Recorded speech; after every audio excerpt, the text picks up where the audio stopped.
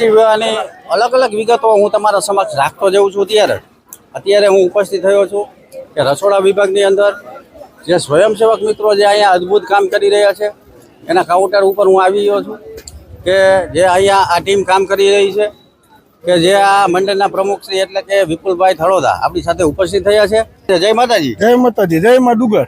જય બજરંગ મંડળ 35 થી 40 સભ્યોનો કામકાજ છે. બરોબર.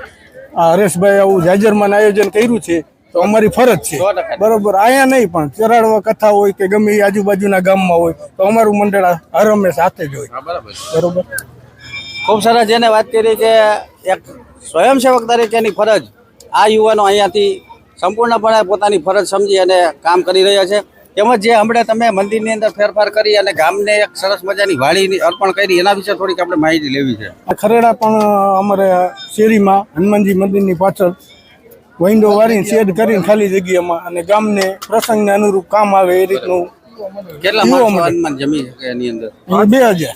બરાબર. 2000. ખૂબ સરસ કે આ જે યુવાનો કામ કરી રહ્યા છે કે જે આ યુવાનો કામ કરી રહ્યા છે કે જેના સાનિધ્યની અંદર આ મંડળ ચાલી રહ્યું છે કે જેની હનુમાનની દેરીની પ્રખ્યાત આ જે મંદિર આવેલું છે એની આજુબાજુમાં વાડા હતા. એ વાડાને હટાવી અને શેડ બાંધી અને 2000 માણસો જમે એવડી વ્યવસ્થા આ યુવાનોએ ઊભી કરી છે. માટે હું ધન્યવાદ આપું છું આ ખરેડાના યુવાનોને કે ખરેડા માટે કાયમને માટે આવા કામ કરતા રહે. ખૂબ ખૂબ ધન્યવાદ અમારી સાથે જોડાવા માટે.